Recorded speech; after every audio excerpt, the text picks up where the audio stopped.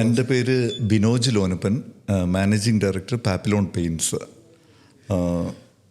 എന്നെക്കുറിച്ച് പറയുകയാണെങ്കിൽ ബേസിക്കലി എൻ്റെ കരിയർ പെയിൻറ്റ് ഇൻഡസ്ട്രിയിൽ സ്റ്റാർട്ട് ചെയ്തിട്ട് 30 കൊല്ലമായി. ഇത് 31ാമത്തെ കൊല്ലമാണ് നടക്കുന്നത്.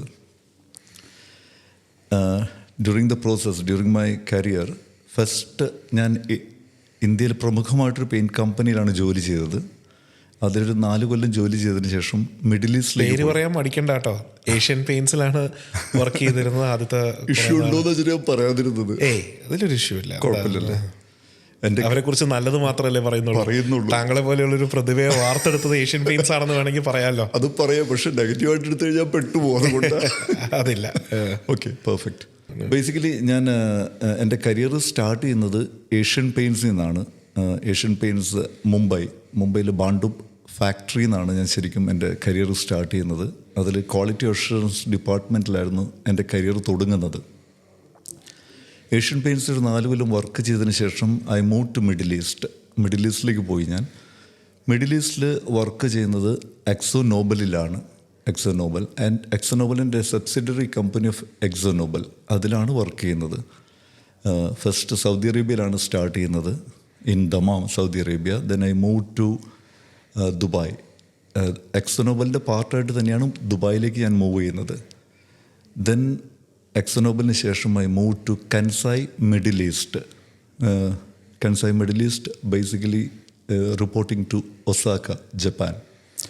കൻസായ് മിഡിൽ ഈസ്റ്റ് GCC കൺട്രീസിൻ്റെ എല്ലാ റെസ്പോൺസിബിലിറ്റിയും ആ സമയത്ത് ഉണ്ടായിരുന്നു. Then I move to BASF, German company. BASF, one of the largest chemical manufacturing company in the world. കൂട്ടത്തിൽ BASFന് പെയിൻറ്റ് കോട്ടിങ്സ് ഡിവിഷനും ഉണ്ട്. It is one of the 5th largest coatings company in the world now. അതിൽ move ചെയ്തതിന് ശേഷമാണ് ഞാൻ എൻ്റേതായിട്ടുള്ളൊരു entrepreneur ലെവലിൽ പാപ്പിലോൺ പെയിൻറ്റ്സ് എന്നൊരു സംരംഭം സ്റ്റാർട്ട് ചെയ്യുന്നത്. Then that has completed that is in 2018. That has completed now 6 years. In the career now, 25 years ഒരു വർക്ക് എക്സ്പീരിയൻസിന് ശേഷമാണ് നമ്മുടെ ഒരു എൻ്റർപ്രണർ ലെവലിൽ സ്റ്റാർട്ട് ചെയ്യുന്നത്. By the grace of God, I got a chance to do 2 startups in my life for big companies. കൻസായിക്ക് വേണ്ടി ഒരു startup ചെയ്യാൻ സാധിച്ചു എനിക്ക്. മിഡിൽ ഈസ്റ്റിലെ UAE ബിസിനസ്, അതുപോലെ തന്നെ BASFന് വേണ്ടി ചെയ്യാൻ സാധിച്ചു. Touch wood, that's going in great level. നല്ല കണ്ടീഷൻസിൽ പോയി. അതിൽ നിന്നാണ് ഒരു ഊർജ്ജം നമ്മൾക്ക് കിട്ടുന്നത്, something to do for my own. അതിൽ നിന്നാണ് പാപ്പിലോൺ പെയിൻറ്റ്സ് എന്നൊരു സംരംഭം സ്റ്റാർട്ട് ആവുന്നതും നമ്മളതിൻ്റെ പിന്നാലെ വരുന്നതും. ഈ ഒരു പോഡ്കാസ്റ്റിലേക്ക് താങ്കളൊരു അതിഥിയായി വിളിക്കാനുണ്ടായ ഒരു മോട്ടിവേഷൻ ഞാനൊന്ന് ആദ്യം ഷെയർ ചെയ്യാം. ഷുവർ. അതായത് ഈ പെയിൻ്റ് എന്ന് പറയുന്ന ഒരു മേഖലയിൽ ഒന്ന് നമുക്ക് മനസ്സിലാക്കേണ്ടത്, ഇപ്പം ഏറ്റവും മേജറായിട്ടുള്ള ഒരു 4-5 ബ്രാൻഡ്സ് ഉണ്ട്. ഇത് കൂടാതെ നമ്മുടെ ഈ കൊച്ചു കേരളത്തിൽ തന്നെ പെയിൻറ് മാനുഫാക്ചർ ചെയ്യാൻ എനിക്കറിയാവുന്ന ഒരു 30 പേരെങ്കിലും ഉണ്ട്. തീർച്ചയായിട്ടും. എൻ്റെ അറിവിൽ 100 പേരുണ്ടെന്നൊക്കെ ഞാൻ പറഞ്ഞു കേൾക്കുന്നതല്ലാതെ എനിക്ക് അറിഞ്ഞൂടാ. പക്ഷെ ഒരു 30 പേരെ നമുക്ക് ചിലപ്പോൾ പേരെടുത്ത് തന്നെ അതിൻ്റെ ഓണേഴ്സിനെയും ഒക്കെ നമുക്ക് ചിലപ്പോൾ പറയാൻ സാധിക്കും. അപ്പോൾ ഒരു കോൺട്രാക്ടർ എന്ന നിലയിൽ അത്യാവശ്യം പെയിന്റിന്റെ ഒരു കൺസെപ്ഷൻ നമ്മുടെ പല പ്രോജക്റ്റുകളിലായിട്ടും നമുക്കും വരാറുണ്ട്. അപ്പം ഞാൻ എപ്പോഴും ആലോചിക്കുന്ന ഒരു കാര്യമാണ്, എൻ്റെ ഒരു ടെക്നിക്കൽ സ്റ്റഡിയുടെ ഭാഗമായിട്ട് ഞാൻ എപ്പോഴും ആലോചിക്കുന്ന ഒരു കേസാണ് ഈ പെയിൻറ്. ശരിക്കും പറഞ്ഞ ഒരു ബ്രാൻഡിനെ അടിസ്ഥാനമാക്കി മാത്രമാണോ ഞാനെന്ന ഒരു കോൺട്രാക്ടറോ അല്ലെങ്കിൽ ഒരു ഉപഭോക്താവോ കൺസ്യൂം ചെയ്യേണ്ടത്? കാരണം ചിലപ്പോൾ ഇപ്പോൾ ഒരു മേജർ പെയിൻറ്റിൻ്റെ ഒരു ബ്രാൻഡിലേക്ക് പോകുന്നത് വഴി കുറച്ച് വില കൂടുതലുണ്ടാവാം. പക്ഷേ അതിൽ താഴെയുള്ളൊരു ബ്രാൻഡ് നമ്മൾ സെലക്ട് ചെയ്താൽ അത്രയും വിലയും വരില്ല. അപ്പോൾ എന്തിൻ്റെ അടിസ്ഥാനത്തിലാണ് ഈ ഒരു പെയിൻറ്റ് സെലക്ട് ചെയ്യുന്നത് എന്നുള്ളതായിരുന്നു നമ്മുടെ ഒറിജിനൽ ക്വസ്റ്റ്യൻ. ഈ ക്വസ്റ്റ്യൻ്റെ ആൻസർ തപ്പി നമ്മൾ നടക്കുമ്പോഴാണ് നമ്മൾ നിങ്ങളെ പരിചയപ്പെടുന്നതും അല്ലെങ്കിൽ അതിനെ വളരെ ആധികാരികമായി ടെക്നിക്കലി നമുക്ക് പറഞ്ഞു തരാൻ നിങ്ങൾക്ക് കേപ്പബിലിറ്റി ഉണ്ട് എന്നുള്ളൊരു ഫീഡ്ബാക്ക് എനിക്ക് കിട്ടുകയും അങ്ങനെ അതിനുശേഷം താങ്കളോട് ഇതൊന്ന് നേരിട്ട് ഡിസ്കസ് ചെയ്യണമെന്ന് വിചാരിച്ചാണ് താങ്കളെ ഞാൻ ഇൻവൈറ്റ് ചെയ്തത്. ഫസ്റ്റ് ഓഫ് ഓൾ ആ ഇൻവിറ്റേഷൻ സ്വീകരിച്ച് വന്നതിന് ആദ്യം ഞാൻ താങ്ക്സ് പറയുന്നു. അപ്പോൾ ഈ ഒരു ചോദ്യത്തിലേക്ക് തന്നെ നമുക്ക് മടങ്ങി വരാം. തീർച്ചയായിട്ടും. ഒരു കസ്റ്റമർ എന്ന നിലയിലോ അല്ലെങ്കിൽ ഒരു കോൺട്രാക്ടർ എന്ന നിലയിലോ പെയിൻറ് സെലക്ട് ചെയ്യുമ്പോൾ മനസ്സിലാക്കി വെക്കേണ്ട കാര്യങ്ങൾ എന്തൊക്കെയാണ്? തീർച്ചയായിട്ടും. ഗുഡ്, നല്ല ക്വസ്റ്റ്യനാണ്. എല്ലാവർക്കും ഇതിനെക്കുറിച്ച് ഒത്തിരി അറിയാൻ ആഗ്രഹമുള്ളൊരു സബ്ജക്റ്റാണിത്. പക്ഷേ ഇന്നത്തെ കാലത്ത് നമ്മൾ കാണുന്നത് പലതരത്തിലുള്ള ഒരു ഇൻഫർമേഷൻസ് കറക്റ്റ് അല്ലാതെ പല പല വീഡിയോസ് നമ്മൾ കാണുന്നുണ്ട്. അത് കാണുമ്പോഴും നമ്മുടെ മനസ്സിൽ തോന്നുന്ന ആഗ്രഹം കറക്റ്റ് കണ്ടൻറ്റ് ആർക്കെങ്കിലും പറഞ്ഞ് മനസ്സിലാക്കി കൊടുക്കാൻ നമ്മുടെ ഞാനിപ്പോൾ 30 years പെയിൻറ്റ് ഇൻഡസ്ട്രിയിൽ കംപ്ലീറ്റ് ചെയ്തു. 30 കൊല്ലം കഴിഞ്ഞ് 31ാമത്തെ കൊല്ലമാണ്. ഇന്ന് ഞാൻ പഠിച്ചുകൊണ്ടിരിക്കുകയാണ്. എൻ്റെ എല്ലാം കംപ്ലീറ്റ് അറിവ് ഉള്ളൊരു വ്യക്തിയായിട്ടൊന്നല്ല ഞാൻ പറയുന്നത്. Thank you for inviting me because it's A pleasure. എനിക്കറിയാവുന്ന കാര്യങ്ങൾ എനിക്ക് പറഞ്ഞു തരാം. ചില കാര്യങ്ങൾ മാർക്കറ്റിൽ നമ്മൾ വ്ളോഗേഴ്സ് ഒക്കെ ആയിട്ട് കാണുന്ന പലരും അറിയാത്തവർ പല രീതിയിൽ ചെയ്യുന്ന കാണുമ്പോൾ നമുക്ക് വല്ലാത്ത വിഷമം തോന്നാറുണ്ട്. ഇത് കാണുമ്പോൾ ഇത് കറക്റ്റ് അല്ലല്ലോ, ഇതെന്തുകൊണ്ട് ആളുകൾ ഇതിൻ്റെ പിന്നാലെ പോകുന്നു, ഇത് ചെയ്യുന്നു എന്നൊരു ഫീൽ വരാറുണ്ട്. അവൻ ചോദിച്ചത് വളരെ വാലിഡായിട്ടൊരു ക്വസ്റ്റ്യനാണ്. നല്ലൊരു പെയിൻറ്റ് എങ്ങനെ തിരഞ്ഞെടുക്കാം? ഏതൊരു മനുഷ്യനും പെയിൻറ്റ് ഇൻഡസ്ട്രിയിൽ വലിയൊരു ഭാഗവും പെയിൻറ്റിന് വേണ്ടിയിട്ട് പൈസ മുടക്കേണ്ടി വരുന്നുണ്ട് ഒരു കൺസ്ട്രക്ഷൻ്റെ കാര്യത്തിൽ. അതിൽ നല്ലതിൽ എങ്ങനെ എത്തിപ്പെടാം എന്നുള്ള വലിയൊരു ക്വസ്റ്റ്യൻ തന്നെയാണ്. ആദ്യം നമ്മൾ നോക്കേണ്ടത് ഒരു പെയിൻറ്റ് നമ്മൾ സെലക്ട് ചെയ്യുന്നതിന് മുൻപ് ആ പെയിൻറ്റ് ആരാണ് പ്രൊമോട്ട് ചെയ്യുന്നത്? Who is the real promoter behind it? ഇതിൻ്റെ പിന്നിൽ ആരാണോ ഉള്ളത്? അവരുടെ നോളജ് എന്താണ്? അവരുടെ ക്രെഡിബിലിറ്റി എന്താണ്? അവരുടെ ഓണസ്റ്റി എന്താണ്? അവർക്ക് പെയിൻറ്റ് ഇൻഡസ്ട്രിയിൽ പുതിയ ടെക്നോളജി ആയിട്ടുള്ളൊരു അപ്ഡേറ്റഡ് നോളജ് ഉള്ളവരാണോ ഈ ഇൻഡസ്ട്രിയിൽ ഇത് ഓപ്പറേറ്റ് ചെയ്യുന്നത്? Who is the man driving the wheel? Who is behind the wheel എന്നുള്ളതാണ് ആദ്യം നമ്മൾ കൺസിഡർ ചെയ്യേണ്ട ഒരു കാര്യം. കാരണം നല്ല നോളജ് ഉള്ളവർക്ക് മാത്രമേ അതിനെക്കുറിച്ചിട്ട് മനസ്സിലാക്കാനും അതനുസരിച്ച് നല്ല പെയിൻറ്റിൻ്റെ ഫോർമുലേഷൻസ് ഡെവലപ്പ് ചെയ്യാനും ചെയ്യാനും സാധിക്കുകയുള്ളൂ. പിന്നെ വേണ്ടത് നല്ലൊരു എത്തിക്സ്. പ്രോഫിറ്റ് ഓറിയൻറ്റഡ് മാത്രമായിട്ടോ ആ ഒരു ചിന്താഗതിയിൽ മാത്രമുള്ളവരാണെങ്കിൽ അത്ര കണ്ട് അത് സക്സസ്ഫുള്ളായിട്ട് ഡെലിവർ ചെയ്യുന്നുണ്ടാവില്ല. ആ കണ്ടൻറ്റ് ചിലപ്പോൾ നമ്മൾക്ക് കിട്ടിയെന്ന് വരില്ല. നമ്മുടെ പ്രോഡക്റ്റ് നമുക്ക് പരിസ്ഥിതിക്കും മനുഷ്യനും ഹാനികരമല്ലാത്ത രീതിയിൽ പ്രോഡക്റ്റ് മാനുഫാക്ചർ ചെയ്യാനുള്ള ഒരു ഇൻറ്റൻറ്റ് ഉള്ളവരാണ്. ഒരു കണ്ടൻറ്റ് അവർക്കുള്ളിലുണ്ടെങ്കിൽ that will be really helpful. അവരൊക്കെയാണ് നല്ല രീതിയിലൊരു പെയിൻറ്റ് ചെയ്തു പോകാൻ പറ്റുള്ളൂ. പക്ഷേ പിന്നെ ഞാൻ ചോദിച്ചാൽ ഇച്ചിരി സ്പെസിഫിക് ആയിട്ട് സംഭവം, ഞാനൊരു കമ്പനീനെ സെലക്ട് ചെയ്യുന്ന ഒരു ഇതിലല്ല ഞാൻ ചോദിച്ചത്. നമ്മളിപ്പോൾ ഒരു പെയിൻറ്റ് കടയിൽ പോവാണ്. കറക്റ്റ്. ഇതിലും നമ്മുടെ മുമ്പിൽ കുറേ ബ്രാൻഡ് പെയിന്റുകൾ ഇരിപ്പുണ്ട്. അതിൻ്റെ തന്നെ പല വെറൈറ്റീസും ഇരിപ്പുണ്ട്. ഒരേ ബ്രാൻഡിൻ്റെ തന്നെ പല വില പട്ടികയിൽ പല സ്ഥാനങ്ങൾ ഉൾക്കൊള്ളുന്ന അതിൽ നിൽക്കുന്ന കുറേ തരത്തിലുള്ള പെയിന്റുകളുണ്ട്. അപ്പം എൻ്റെ ആവശ്യം എന്ന് പറയുന്നത് പെയിന്റ് അടിക്കുക എന്നുള്ളതാണ്.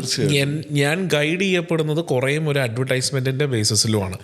ഞാനൊരു സാധാരണ കൺസ്യൂമറാണ്. ഓക്കെ, അങ്ങനെ വരുമ്പോൾ ഞാൻ ആ കടയിൽ പോകുമ്പോൾ എന്തൊക്കെ പാരാമീറ്റേഴ്സാണ് നമ്മളൊന്ന് ശ്രദ്ധിക്കാനോ അല്ലെങ്കിൽ പെയിന്റ് സെലക്ട് ചെയ്യുമ്പോൾ ഞാൻ ബേസിക്കലി അറിഞ്ഞിരിക്കണം എന്ന് താങ്കൾ വിശ്വസിക്കുന്ന കാര്യങ്ങൾ എന്തൊക്കെയാണ്? അതായത് നമ്മളെല്ലാ ഡബ്ബയും പോയി കാണുന്ന ഡബ്ബകളൊക്കെ ഒരു 20 ലിറ്ററിൻ്റെ 10 ലിറ്ററിൻ്റെ 4 ലിറ്ററിൻ്റെ 1 ലിറ്ററിൻ്റെ ഡബ്ബകൾ നമ്മൾ കാണുന്നത്. അതിൻ്റെ പുറമെ അതിൻ്റെ പരസ്യമോ അതിൻ്റെ ഉള്ള ഒരു ഡബ്ബയുടെ ഭംഗിയോ കണ്ടിട്ട് നല്ല പെയിൻ്റാണോ പൊട്ട പെയിൻ്റാണോ നമുക്കറിയില്ല. കറക്റ്റ്. തീർച്ചയായിട്ടും നമുക്ക് അതിൻ്റെ ഒരു ബാക്ക്ഗ്രൗണ്ട് നമ്മൾ പൈസ മുടക്കി ഒരു പെയിൻറ്റ് വാങ്ങാൻ ഒരു സാധനം വാങ്ങാൻ പോകുമ്പോൾ അതിനെക്കുറിച്ച് വ്യക്തമായൊരു ധാരണ നമുക്ക് ഉണ്ടാവണം. അത് പോകുന്നതിന് മുൻപ് ആരാണ് ഇത് ചെയ്തിട്ടുള്ളത് എന്നുള്ളൊരു ധാരണ നമുക്കുണ്ടെങ്കിൽ കുറച്ചുകൂടി ബെറ്ററായിട്ട് നമുക്കത് മനസ്സിലാക്കാൻ പറ്റും. ഏത് ഡബ്ബിൽ ചെന്ന് കണ്ടാലും so and so exterior emulsion 20 liters price tag അതിലുണ്ടാവും. ഇത് കണ്ടു കഴിഞ്ഞിട്ട് ആ പെയിൻറ്റിനെ കുറിച്ചിട്ട് വ്യക്തമായിട്ടൊരു ധാരണ നമുക്ക് എടുക്കാൻ പറ്റില്ല. ചിലപ്പോൾ ഡബ്ബ ഒന്ന് അനക്കി നോക്കി കഴിഞ്ഞാൽ കട്ടി കൂടുതൽ കാണും. ചിലപ്പോൾ അപ്പോൾ നല്ല പെയിൻറ്റ്, അങ്ങനെ ചിന്തിക്കാൻ പറ്റില്ല നമുക്ക്. ഞാൻ പറയാം, പെട്ടെന്ന് നമ്മളൊരു കോമൺ പേഴ്സൺ അതിലൊരു കടയിൽ പോയിട്ടൊരു പെയിൻറ്റ് കണ്ടു കഴിഞ്ഞാൽ പെട്ടെന്ന് ഇന്ന കാര്യങ്ങളൊക്കെ ഉണ്ടോ എന്ന് നോക്കിയിട്ട് വാങ്ങാന്ന് വെച്ചാൽ ബുദ്ധിമുട്ട് തന്നെയായിരിക്കും. പെട്ടെന്ന് അറിയാൻ പറ്റില്ല, അത് സത്യമാണത്. നമ്മൾക്ക് അറിയാൻ പറ്റാവുന്നത് അവരുടെ ക്രെഡിബിലിറ്റി എന്താണ് മാർക്കറ്റിൽ, ഹൂ ഈസ് ദ പ്രൊമോട്ടേഴ്സ്, ആരാണിത് ചെയ്യുന്നത്, ഇവരുടെ നോളജ് എന്താണ്, ഇവരുടെ ക്രെഡിബിലിറ്റി എന്താണ് മാർക്കറ്റിൽ. അത് നോക്കി തന്നെ നമ്മളത് ചെയ്യണമെന്നാണ് എൻ്റെ ഒരു. പക്ഷെ ജനറലി ഒരു കടയിൽ നമ്മൾ ചെല്ലുമ്പോൾ, ഒരു റീറ്റെയിൽ ഔട്ട്ലെറ്റിൽ നമ്മൾ ചെല്ലുവാണെങ്കിൽ അവർ പറയാവുന്ന ഒരു സംഭവം, കടക്കാരൻ പറയുന്നത് ഇന്ന് ഇതിന് 50% ഓഫുണ്ട്. കറക്റ്റ്. ഇത് ഉഗ്രം പെയിൻ്റാണ്, വേറെ ഒന്നും നോക്കാനില്ല, ഇതിന് 5 കൊല്ലം അല്ലെങ്കിൽ 10 കൊല്ലം ഇതിന് ഗ്യാരണ്ടി ഉണ്ട് എന്ന് പറയുമ്പോൾ ഒരു കൺസ്യൂമർ ശരിക്കും പറഞ്ഞാൽ അത് കേൾക്കുമ്പോൾ തന്നെ ഇത് നല്ലതാണെന്നും ആ സെയിൽസ്മാൻ്റെ ഒരു ഇതിലാണ് ഇത് സംഭവം പോകുന്നത്, അല്ലേ? തീർച്ചയായിട്ടും. പക്ഷെ മെജോറിറ്റി ആൾക്കാരും വീട് വെക്കുമ്പോൾ അവർ റീറ്റെയിൽ കടയിൽ പോയി പെയിന്റ് മേടിക്കുന്നുണ്ടോ? അതും ഉണ്ടാവില്ല. ചിലപ്പോൾ ആ ഒരു പെയിന്റിങ് കോൺട്രാക്ടറോ അല്ലെങ്കിൽ വീട് പണിയുന്ന മെയിൻ കോൺട്രാക്ടറോ പറയുകയാണ് നമുക്ക് ഇന്ന ബ്രാൻഡിന്റെ പെയിന്റ് എടുക്കാം. ഇതിന്റെ അപ്പുറത്തോട്ടൊരു ഡിസ്കഷനോ കാര്യങ്ങളോ ഇവരുടെ ഇടയിൽ പോകുന്ന പോലും ഉണ്ടാവില്ല. അപ്പൊ അങ്ങനെ ഇരിക്കുന്ന ഒരു ഇതില് എന്തായിരിക്കും ഒരു നിങ്ങളൊരു കൺസ്യൂമറുടെ സ്ഥാനത്ത് നിന്ന് പറയുകയാണെങ്കിൽ എങ്ങനെയായിരിക്കും അത് പറയാ? ഇന്ന് മാർക്കറ്റിൽ മൾട്ടിനാഷണൽ കമ്പനീസിൻ്റെ പ്രോഡക്റ്റ്സ് അവൈലബിൾ ആണ്, നോർമൽ MSME പ്രോഡക്റ്റ്സ് അവൈലബിൾ ആണ്. ഞാൻ മൾട്ടിനാഷണൽ കമ്പനികളുടെ പ്രോഡക്റ്റുകളും നല്ലതാണ്. ഞാൻ ഒട്ടുമിക്ക പ്രോഡക്റ്റുകളും ഞാൻ അനലൈസ് ചെയ്തിട്ടുണ്ട്. നമ്മുടെ ലബോറട്ടറിയിൽ നമ്മൾ അനലൈസ് ചെയ്യാറുണ്ട്. പുതിയ പ്രോഡക്റ്റുകൾ വരുന്നതെല്ലാം നമ്മൾ ലബോറട്ടറിയിൽ അനലൈസ് ചെയ്യാറുണ്ട്. സാധാരണ MSME പ്രോഡക്റ്റുകൾ നമ്മൾ നോക്കാറുണ്ട്. നമ്മുടെ പ്രോഡക്റ്റുകൾ തന്നെ നമ്മൾ ബിൽഡ് ചെയ്യുന്ന സമയത്ത് ബെഞ്ച് മാർക്കായിട്ട് കുറേ മൾട്ടിനാഷണൽ കമ്പനികളുടെ പ്രോഡക്റ്റുകൾ എടുക്കും. നമ്മൾ അനലൈസ് ചെയ്യുന്ന നമുക്ക് മനസ്സിലാക്കാൻ പറ്റുന്ന ഒരു കാര്യം എന്ന് വെച്ചിട്ടുണ്ടെങ്കിൽ മൾട്ടിനാഷണൽ കമ്പനികളുടെ പ്രോഡക്റ്റുകൾ പോലും ചില പ്രോഡക്റ്റുകൾ എക്സലൻറ്റ്, ചില പ്രോഡക്റ്റുകൾ അത്ര പോരാ എന്നുള്ള ഫാക്റ്റ് ഉണ്ട്. പക്ഷേ ഇന്ന് ഒരു നല്ല വസ്തുത ഞാൻ കാണുന്നത് MSME റേഞ്ചിലുള്ള കമ്പനികളിൽ നല്ല പ്രോഡക്റ്റുകളുള്ളവരുണ്ട്. നല്ല ആളുകൾ ഡ്രൈവ് ചെയ്യുന്ന പ്രോഡക്റ്റുകൾ, നല്ല പ്രോഡക്റ്റുകൾ മാർക്കറ്റിൽ അവൈലബിൾ ആണ്. Multinational company as it gross on അത് വളരെ വലിയ കമ്പനിയായിട്ട് മാറുമേ അവരുടെ ഓവർ ഹെഡ്സ് കൂടുന്നു, അവിടെ അഡീഷണൽ കോസ്റ്റുകൾ കൂടുന്നു, അഡ്വർടൈസ്മെൻറ്റ് കോസ്റ്റുകൾ കൂടുന്നു. അതെല്ലാം റിഫ്ലക്റ്റ് ചെയ്യേണ്ടത് പ്രോഡക്റ്റിൽ തന്നെയാണ് റിഫ്ലക്റ്റ് ചെയ്യേണ്ടത്. അപ്പോൾ നാച്ചുറലി സംഭവിക്കുന്നത് വെച്ചാൽ പ്രോഡക്റ്റ് കോസ്റ്റ് സാധാരണ എക്സ്പെക്റ്റഡ് പ്രൈസസിനേക്കാളും കൂടുതൽ വരുന്നുണ്ട്. അതേസമയം same MSME with the same quality of type of raw materials which they are using, അവരുപയോഗിക്കുന്ന അതേപോലെയുള്ള റോ മെറ്റീരിയൽസ്, അവരുപയോഗിക്കുന്ന ടെക്നോളജി ഡ്രിവൻ ആയിട്ടുള്ള പ്രോഡക്റ്റ് കമ്പയർ ചെയ്ത് നോക്കുകയാണെങ്കിൽ ഒരു 15 to 25% കുറവിൽ ഞാൻ കാണുന്നുണ്ട് പ്രോഡക്റ്റുകൾ. നമ്മുടെ ലബോറട്ടറിയിൽ പുതിയതിറങ്ങുന്ന ഒട്ടുമിക്ക പ്രോഡക്റ്റുകൾ നമ്മൾ അനലൈസ് ചെയ്യും. കാരണം വെച്ചാൽ ടു ഗെറ്റ് അവർ സെൽഫിനോ അതിൻ്റെ നോളജ് കിട്ടാൻ വേണ്ടിയിട്ട്. അതിൽ ഞാൻ കാണുന്നൊരു കാര്യം ഇതാണ്. അപ്പോൾ അങ്ങനെ വരുന്ന സാഹചര്യത്തിൽ നമുക്ക് ഒരു റൈറ്റ് കമ്പനി തിരഞ്ഞെടുത്താൽ നമ്മൾ ബെനിഫിഷ്യൽ ആയിരിക്കും. But we need to know how to select the right company. അത് സെലക്ട് ചെയ്താൽ മാത്രമേ നമുക്ക് അതിൻ്റെ ബെനിഫിറ്റ് കിട്ടുകയുള്ളൂ. പക്ഷേ ഈ പറഞ്ഞ റൈറ്റ് കമ്പനിയിലെ പോലും ഇൻഫീരിയർ പ്രോഡക്ട്സ് മാർക്കറ്റിലുണ്ടെന്നുള്ളത് നമുക്ക് രണ്ടുപേർക്കും അറിയാവുന്ന സംഭവമാണ്. അപ്പോൾ ശരിക്കും പറഞ്ഞാൽ ഇപ്പോൾ ഒരു കോൺട്രാക്ടർ ചെയ്യുന്ന ഒരു അൺഎത്തിക്കൽ പ്രാക്ടീസ് എന്ന് ഞാൻ എപ്പോഴും വിശ്വസിക്കുന്ന ഒരു സംഭവം, ഇവർ പലപ്പോഴും ഇപ്പം നമ്മുടെ അടുത്ത് കസ്റ്റമേഴ്സ് വന്നിട്ട് ഈ കോൺട്രാക്ട് ഒന്ന് റിവ്യൂ ചെയ്യുമോ എന്നൊക്കെ പറഞ്ഞ് നമ്മളെ കാണിക്കുമ്പോൾ ഞാൻ കാണുന്ന പെയിൻറ്റിങ്ങിൻ്റെ വിഭാഗത്തിൽ വരുന്ന കഴിയുമ്പോൾ ഒരു ബ്രാൻഡിൻ്റെ പേരെഴുതും. കറക്റ്റ്, ഇതാണ് പെയിന്റ് എന്ന് പറയും. അപ്പോൾ ശരിക്കും പറഞ്ഞാൽ കസ്റ്റമേഴ്സിന് അറിയില്ല ആ ബ്രാൻഡിന്റെ ഉള്ളിൽ തന്നെ വളരെ വില കുറഞ്ഞ പെയിന്റും ഉണ്ട്, നല്ല വില കൂടിയ നിങ്ങളൊക്കെ അംഗീകരിക്കുന്ന ടൈപ്പുള്ള നല്ല പെയിന്റും ഉണ്ട്. അപ്പൊ ഇത് വെറുതെ ആ ഒരു ബ്രാൻഡിന്റെ പേര് മാത്രം ഇട്ട് കഴിയുമ്പോൾ ശരിക്കും പറഞ്ഞാൽ മനഃപൂർവ്വം ഒരു ക്ലയന്റിനെ തെറ്റിദ്ധരിപ്പിക്കുവാണ്. ഓക്കെ, അതായത് ചിലപ്പോൾ അവർ ഏറ്റവും ഇൻഫീരിയർ ആയിരിക്കും വെക്കുന്നത്, നമുക്കറിയില്ല. പക്ഷെ ആ ക്ലയന്റിനാണെങ്കിൽ പോലും അത് ഇൻഫീരിയർ ആണെന്ന് തിരിച്ചറിയാനും പറ്റുന്നില്ല. കാരണം നിങ്ങളും ഞാനും സംസാരിക്കുന്ന ആ ലാംഗ്വേജ് അല്ല ഒരു സാധാരണ കസ്റ്റമർ സംസാരിക്കുന്നത്. നമ്മൾ ആ ബ്രാൻഡ് പറയുന്നു, അതിൻ്റെ ഏത് വെറൈറ്റി ആണെന്ന് പറയുന്നു, അത് പക്ഷേ അവർക്കറിയില്ല. അപ്പോൾ എനിക്ക് ഇപ്പോൾ ഈ റോ മെറ്റീരിയൽസിനെ കുറിച്ചും ഫോർമുലേഷനെ കുറിച്ചും ടെക്നോളജിയെ കുറിച്ചും താങ്കൾ പറഞ്ഞല്ലോ. എൻ്റെ ഒരു അറിവിലേക്ക് ഒരു ഇമൾഷൻ, ഓക്കെ, ഒരു ഇൻറ്റീരിയർ ആൻഡ് എക്സ്റ്റീരിയർ ഇമൾഷൻസ് എന്ന് പറയുമ്പോൾ എക്സ്റ്റീരിയർ ഇമൾഷൻ മേടിച്ച് എനിക്ക് ഇൻറ്റീരിയർ യൂസ് ചെയ്യാൻ പറ്റുമോ, ഇൻറ്റീരിയർ എടുത്ത് എനിക്ക് എക്സ്റ്റീരിയർ യൂസ് ചെയ്യാൻ പറ്റുമോ, അങ്ങനെ വന്നാലുള്ള ചാലഞ്ചസ് എന്തൊക്കെ? ഓക്കെ, നോർമലി എക്സ്റ്റീരിയർ ഇമൾഷൻ പ്രോഡക്റ്റിൽ നമ്മൾ കൂടുതൽ ശ്രദ്ധിക്കുന്നത് അൾട്രാവയലറ്റ് റേഡിയേഷൻസിൻ്റെ റെസിസ്റ്റൻസും ഫംഗൽ റെസിസ്റ്റൻസിൻ്റെ പ്രോപ്പർട്ടീസാണ് കൂടുതൽ വേണ്ടത്. ഇൻറ്റീരിയർ ഇമൾഷൻ ആണെങ്കിൽ നമുക്ക് സ്റ്റെയിൻ റെസിസ്റ്റൻസ് ആണ് കൂടുതൽ വേണ്ടത്. സ്റ്റെയിൻ റെസിസ്റ്റൻസും വേണം, വാഷബിലിറ്റിയാണ് നമുക്ക് കൂടുതൽ വേണ്ടത്. അപ്പോൾ രണ്ട് ഫോർമുലേഷൻ തമ്മിലൊരു ചെറിയ ഡിഫറൻസ് ഉണ്ട്. ഒരു ട്വീക്കിംഗ് ഇൻ ഫോർമുലേഷൻ ഉണ്ട് ഓൾറെഡി. കാരണം രണ്ട് ഇമൾഷൻ പെയിൻ്റ് ആണെങ്കിലും അതുകൊണ്ടാണ് എക്സ്റ്റീരിയർ പെയിൻറ്റ്, ഇൻറ്റീരിയർ പെയിൻറ്റ് എന്നൊരു ക്ലാസിഫിക്കേഷൻ നമ്മൾക്ക് വരുന്നത്. പക്ഷേ ഇൻറ്റീരിയർ പെയിൻറ്റിനേക്കാളും സ്ട്രോങ് ആയിരിക്കും എക്സ്റ്റീരിയർ പെയിൻറ്റ് ഡെഫിനറ്റ്ലി. കാരണം ആൻറ്റി ഫംഗൽ അഡിറ്റീവ്സും ആൻറ്റി അൾട്രാവയലറ്റ് റേഡിയേഷൻസിനെ പ്രിവെൻറ്റ് ചെയ്യാനുള്ള അഡിറ്റീവ്സ് എല്ലാം കൂടുതൽ അതിൽ കാണും. ജനറലി ഒരു ക്വസ്റ്റ്യൻ ചോദിക്കുകയാണെങ്കിൽ ഇപ്പോൾ മൾട്ടി പർപ്പസ് ഇമൾഷൻ എന്ന് പറഞ്ഞ് പല കമ്പനികളും ഇറക്കുന്നുണ്ട്, അകത്തും പുറത്തും അടിക്കാവുന്ന ഇമൾഷൻ. അത് it's A compromise of these properties, both the properties. ആ എക്സ്റ്റീരിയർ അടിക്കുന്ന പെയിൻറ്റ് നമ്മൾക്ക് ഇൻറ്റീരിയർ അടിക്കാൻ കുഴപ്പമില്ല. പക്ഷേ ഇൻറ്റീരിയർ അടിക്കുന്ന പെയിൻറ്റ് എക്സ്റ്റീരിയറിൽ അടിക്കരുത്. കാരണം വെച്ചിട്ടുണ്ടെങ്കിൽ നമുക്ക് അതിനുള്ള ഒരു ആൻറ്റി ഫംഗൽ റെസിസ്റ്റൻസും അൾട്രാവയലറ്റ് റേഡിയേഷൻ റെസിസ്റ്റൻസും ഇൻറ്റീരിയർ പെയിൻറ്റിന് കിട്ടില്ല. ഈ അൾട്രാ വയലറ്റ് റെസിസ്റ്റൻസ് ഇല്ലെങ്കിൽ എന്താ പ്രശ്നം വരുന്നത്? അൾട്രാവയലറ്റ് റെസിസ്റ്റൻസിലെ പെയിൻറ്റ് പെട്ടെന്ന് ചോക്ക് ചെയ്യും, പൊടിഞ്ഞു പോകും. പൗഡർ ഇപ്പോൾ നമ്മൾ പെയിൻറ്റിൽ കൈ ഓടിക്കുകയാണെങ്കിൽ പെയിൻറ്റിൽ ഡസ്റ്റ് നമ്മൾക്ക് കാണാൻ പറ്റും. അതിന് ചോക്കിംഗ് എന്ന് പറയുക. ദെൻ അത് അൾട്രാവയലറ്റ് റെസിസ്റ്റൻസ് ഇല്ലെങ്കിൽ പെയിൻറ്റ് ചോക്ക് ചെയ്യും, ഡയറക്റ്റ്ലി പെട്ടെന്ന് ചോക്ക് ചെയ്യും. ചോക്ക് ചെയ്യുമ്പോൾ വെച്ചാൽ പെയിൻറ്റിൻ്റെ ഇൻറ്റഗ്രിറ്റി പോയി, പിന്നെ then it will start to deteriorate. അങ്ങനെ സംഭവിക്കും.